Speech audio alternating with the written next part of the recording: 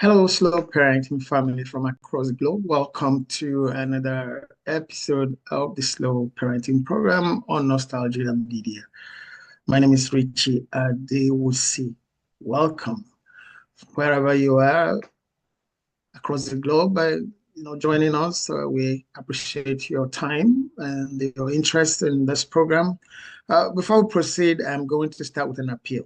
Okay, kindly just look for that subscription button. Subscribe to support us, support this program, support us continuing with it.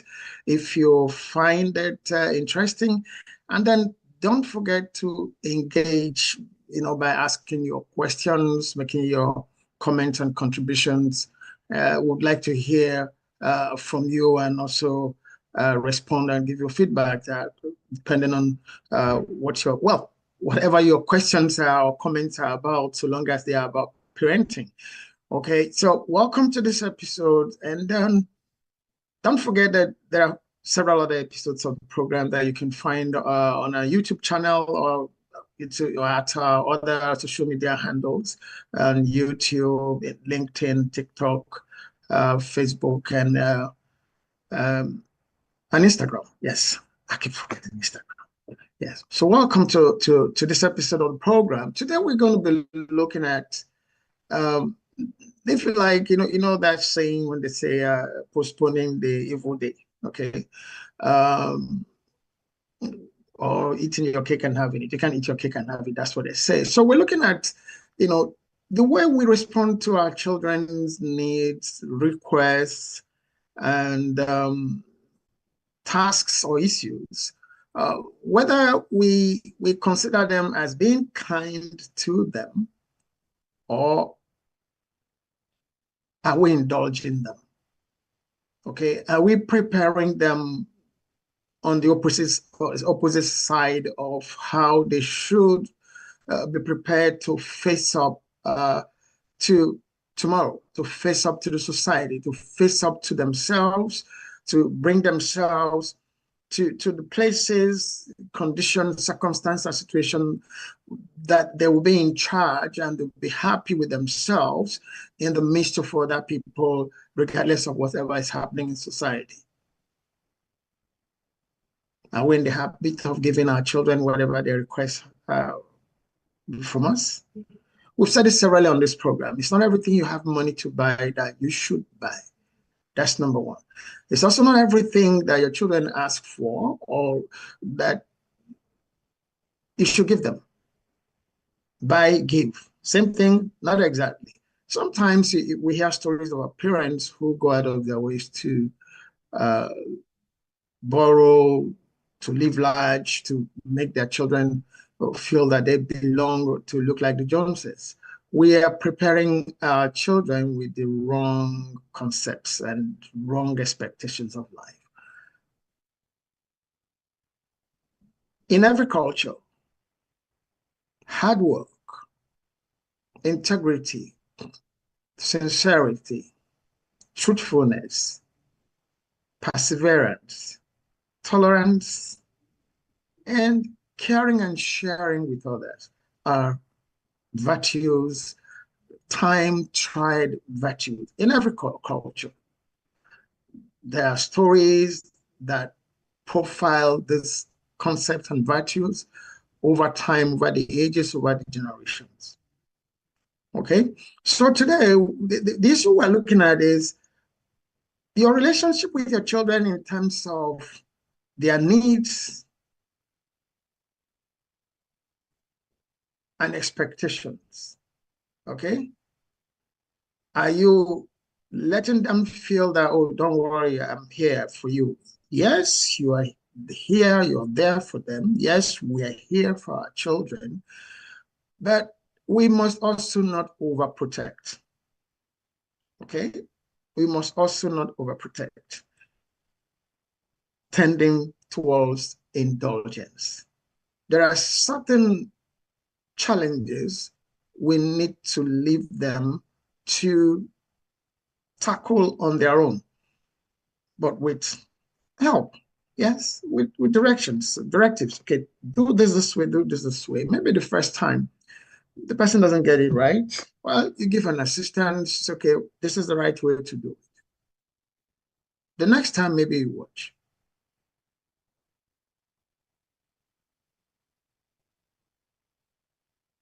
There was a video of a couple relaxing on the sofa in their living room. Their baby girl is bouncing on another couch, directly opposite them. She's bouncing, and then she bounced herself face down on the hard floor. And the couple instinctively just turned away. They turned facing themselves as if they are conversing. They didn't look at her.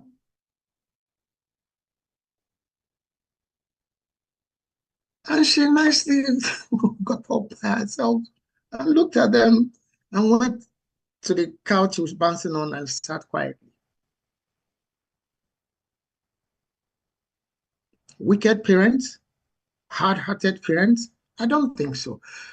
It's possible that they've said, don't do this, don't do that, don't keep doing that. You might hurt yourself. I felt for the child when she fell. I'm like, wow.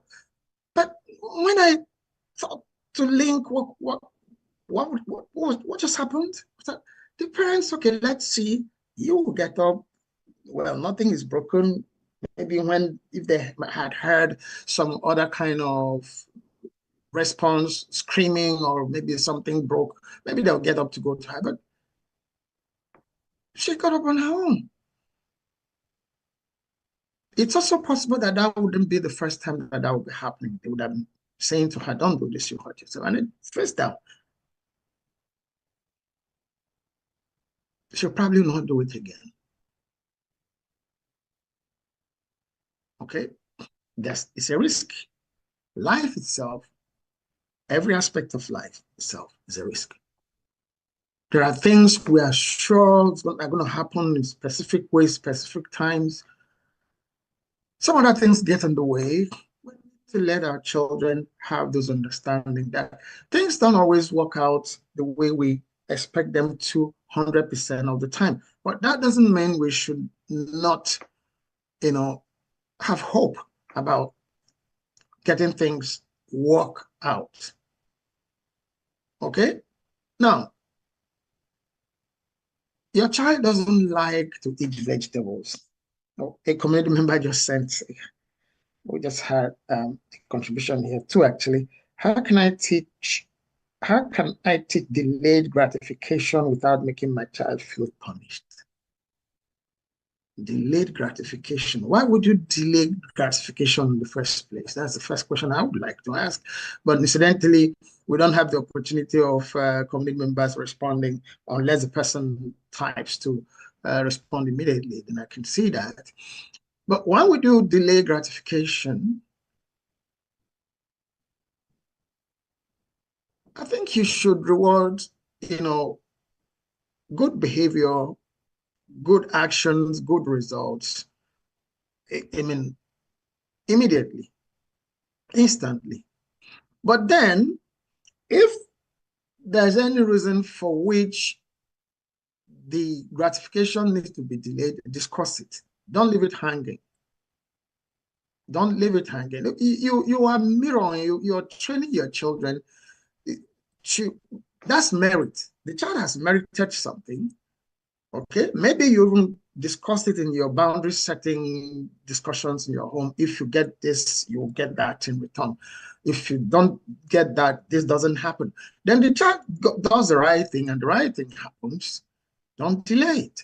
If it's going to be delayed for any reason, maybe it's an item you need to order, you need to go buy yourself in a store, discuss it.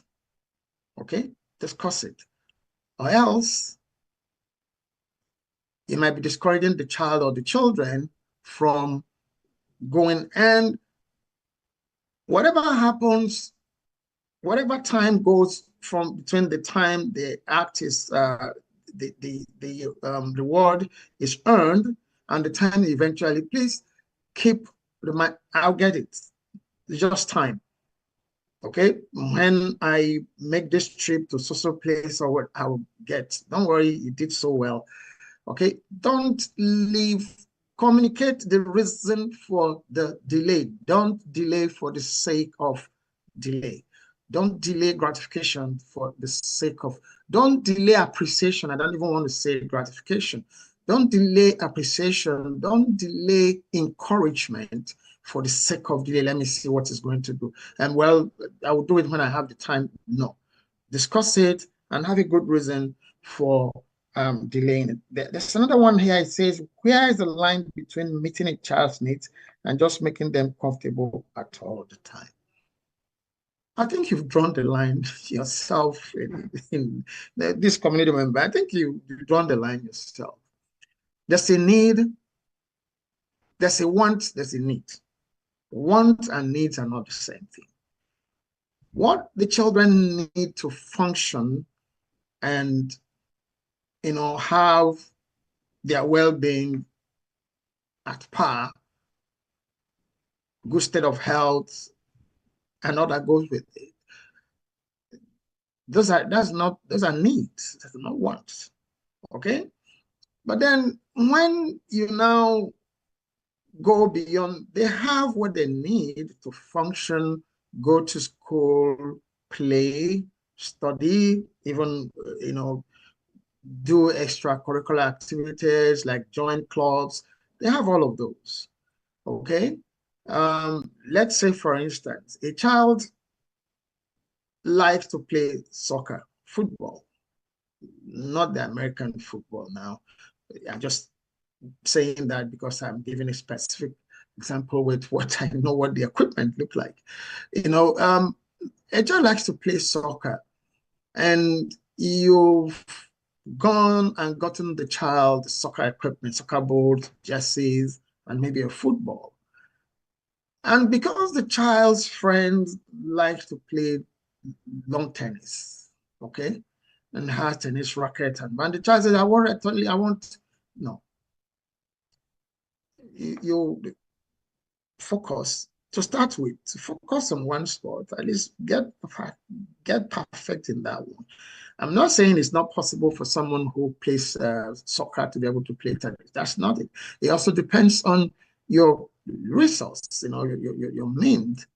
If you can afford it, find out the reason for which the child wants the tennis racket and balls. If it's just because the friend has, he too wants, no. Okay, have that discussion and give a reason. But if it's like, oh, I'm good, well, let's practice with some other. Okay, looks like there's sense in this. He's doing better with the tennis than with the soccer. Well, you could look at the utilitarian value about that request, but not because the child just wants it, and then because again you can afford it, just go ahead and get it.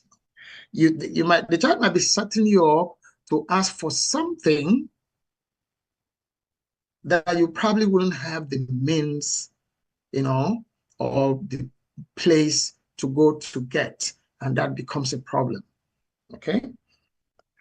There's another community member contribution here. Said, how do I explain to my child that me telling him no does not mean that I don't love him? Conversation, negotiation always starts from your child already knows where you stand, what your family values are, what your culture, what your tradition is, what your etiquettes are, would most likely make requests or ask for things or need things along those lines. Okay? But most importantly, don't say no for the sake of saying no. Explain the reason for the no. Okay? Now, I'll go back to the vegetable eating issues before we continue with contribution from other community members. Your child, for instance, prefers to eat cereals instead of vegetables. You probably serve the child a breakfast of cereal and vegetables, and the child finishes the cereals and leaves the vegetables untouched. But from a health perspective, the child needs the vegetable. Okay, so if you now, okay, since you've gone ahead, mommy, I'm full. I'm full. I'm just full. I can't take that. Okay, you're full. Okay, no problem. I'm going to keep the vegetable. Okay, next meal, no cereal. It's just a vegetable because you need your veggies. Discuss it. Most children don't like to eat vegetables. Some adults too don't, but then vegetables are good for you. When it comes to, exercises as well, some children just want to play with your toys and all that. When you have structured exercises for the family, for them, they might not generally want to, get on with it as scheduled. But you can say, okay, that's your business. Really? It's not just the child's business. So you need to get them to feel those pains in quotes now, because they can't envision the future that you were talking about now. They can't. For them, tomorrow is so far away. When you get older, oh, when I get older, I'm not old, I'm still now. Okay, if your child is like my son, you better not say things like when you get older. Well, it's still a long time away. But you that know the benefits, discuss the benefits, remove the time frame. Don't say when you get older so that you don't. No. If you do your exercises regularly as scheduled, you get used to them. Okay? Your physique, your body structure, your body mechanism, your body would work properly the way it should work. And then you would not have weight that you don't need. Okay? Have those discussions. Okay? Now, we're about to have our meal. You guys, you know the deal. No devices at the dining. Oh, no, mommy, what if my friend calls me? You could always respond to your friend later after the meal. The phone is not running away. The device is not running away. Your friend is not. What if it's something really important? Your meal is really important. Our sitting together to have this meal is really important. So let your friends know, especially if you are, if in your family you have set meal times. Let their children's friend know that if you come in so time, we'll be having a. You guys have meals together. We don't have meals together. Oh, in our family, that's the time we have dinner or lunch or breakfast, depending on which one. Or it's our prayer time in the family. Just something.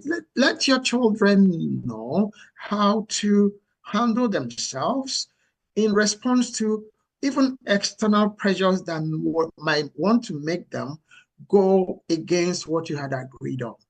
What they know, let their friends also know that they share those your shared times with their friends might actually be a reason or reasons for which they will also get back to their friend and say, look, or their friend might say, oh, you guys pray together. The friend might go back to the mom. Can we pray together? Where is that coming from? John and the dad and the mom, the sister, they pray together. Oh, really? You've started something nice somewhere else. But if it's okay, well, okay, it's just to, and John is your friend and you don't, okay, so John doesn't feel bad. Yeah, come with your device. No, that's not being harsh. That's not being rigid. Okay. Another community member here says, when we talk about the future, how far ahead should we be thinking as parents? as far as possible, at least as far as where you are yourself. If you have people ahead of you, and you should, some people must have given birth to you as your own parents, okay? Your uncles, your aunties, you didn't draw from mass, okay? So long as you have people who have done stuff that you're trying to get your children to avoid or learn to do. Use them. That's the future. That's the timeline that you use. Okay? You don't necessarily need to mention name. You don't necessarily need to say, so what happened to Uncle Peter doesn't happen to you. No. So what happened to Uncle Okudele doesn't happen to you. No, no. What happened to Auntie Yemi? So it doesn't happen. No, no, no. So, well, there are things that we should prevent from happening. We know we have experience about people who have experienced what we're trying to tell you. For instance, the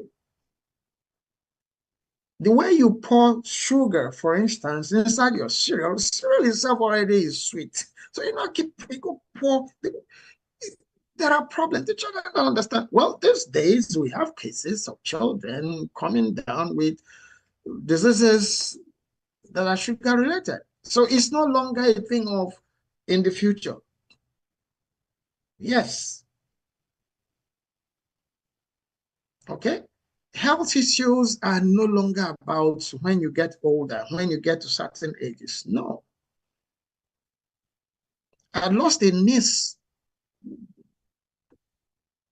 about 3 decades ago, over 3 decades ago, to cancer, a baby. I think one of my books, that I think we're going to be releasing that book sometime in June, I dedicated that book to her. The book itself, I wrote the book itself in 1989. She had just passed before I wrote the book. So that tells you how long ago this was. She died of cancer. It's a baby. Okay? So these issues are not just about time frame. You should also not apply scare tactics with your children. Be frank, be open, be sincere, be truthful about what you're sharing with them. And of course, the internet is there. They can find these things out. They can search out these things on their own and find out if what you're telling them is true or not. But what's important is always quote your culture, quote what you believe in that family. The thing on the internet, somebody programmed, somebody put it there. And the contrary to what you stand for as a people in terms of culture and tradition, as a family, as your etiquette, or legally. Okay? Another community member here says, I didn't have much growing up, and I result my kids would never go through that. Now I find it hard to restrain myself from giving them everything they want. What do I do?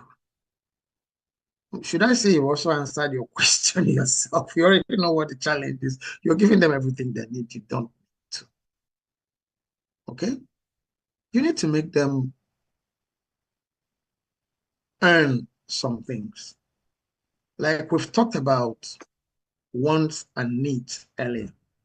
The things they need to grow, to be healthy, to function, to compete with their friends, mates, those are not wants, those are needs. Those are things that are needed for them to function well. Now, when it comes to the area of want, we've already used the soccer equipment and the lawn tennis equipment as examples earlier, okay? You can, if the child really wants whatever the stuff is, you can make the child earn it. Yes. Homework. I'll give an example, okay? One of my granddaughters wanted a tablet, iPad, and we made a deal. If you are between if your position, your next examination, your promotional examination, if you are within the first five, it's a deal. And she said, yes, granddad, it's a deal. And she was second. So she had to get the tablet. And now it was her. I'm coming to another thing because again on this program we've talked about giving kids devices. Now it was her birthday sometime uh, last month. Okay, it was her birthday, and I don't know what you want for your birthday. I want a laptop. Oh, you want a laptop? Okay. Go and tell your mom and your dad that they should. Um, what happened with the tablet? The younger sister had broken the screen and they're finding it difficult to fix it. Okay, she's already in high school. And I said, go tell your mom and dad to write a parental consent letter that they permit you to own a laptop and they're going to supervise your use of it. Not harsh. Let children know that there are conditions attached to almost everything in life. Almost everything. There are conditions attached. There are things you have to do to earn some other things, even things that ordinarily, it's not the parents going to buy the laptop, not the mom, not the dad. Yes, I'm the one. But then you also don't take away the parents' authority from them. Okay? You do not go now against what you preach here. So go back to your mom and dad. Let them, Grandpa said, you should give me parental consent that, yes, you permit me to own a laptop and that you are going to supervise my using it. Yeah. Okay. That you, did we have laptops when we were, do we even know what laptops were? When I was growing up, when I was that age, computers, a computer unit maybe would have needed a room to fit in. A compute 1 unit of a not that's not desktop. Desktop came which day? Now to talk about the palm top, the laptop, and the tablets and all of that. These are so I wouldn't say because I didn't have access to now I can buy a laptop for my grandchild, she must have it. There are other things that need to be considered, even when we can afford certain things. Sometimes the child is not at an age where that child should have what the child is asking for. Discuss it, negotiate. But then try not to put a time frame. Don't say when you get to this age, the child will be counting for you when you get to that age. So don't use age. Use more in terms of performances, attainments, okay? To now, as a reward system for children attaining certain things when they want something. It's bargaining. Somebody can say you are teaching them bribery. No, that's not bribery. You earned it. That is merit. You get this right, you get this. So the child has to, first of all, it's not bribery. Okay? And it's not indulgence now. This question, this community member now is hitting on the issue of indulgence. You're indulging your children because you face certain, most of us did. Most of us did. Okay? I make sure my kids, as they are growing up, they had things that they needed to function, not indulgence. And we let them know that. Even other children who mentored, oh, sir, I will need, okay, you need that because it's a new version is out. a new version. It's out. So you are doing fashion parade with phone or whatever it is that you're now talking about a new version. No, don't join that rat race. Use what you have. Sometimes some people, including our children, don't even use some of the things that they tend to get. They don't even make use of 50% of the installed capacity of whatever those things are, whether they are devices or even clothing. If you want to, okay, that design is out today, I must get it because my friend has it. That shouldn't be your reason for buying. Is it your birthday? No. Is it any holiday? No. Okay. Is this the time of the year we go shopping for everybody? No.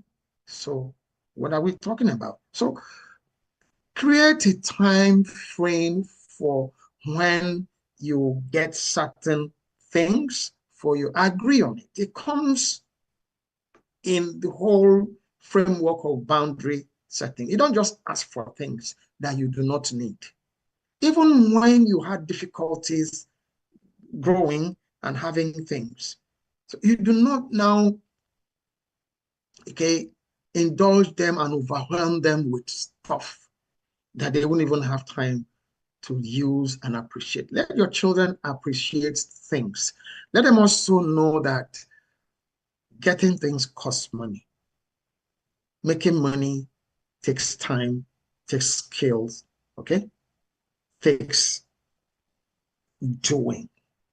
You have to perform certain tasks to earn the money you're using to buy the stuff you can't help yourself but give them. Don't make them feel you don't need to worry about anything. It's all laid out for you. You might be setting your children up for not valuing anything and being unproductive. You don't want to do that. Let your children value stuff. Let them value things. Let them need things, and then work out a program with them that will help them to get that thing that they say they want, even when you can afford to buy it immediately and give them. Most importantly, risks that your things you consider risks that, oh, I don't want them to get hurt.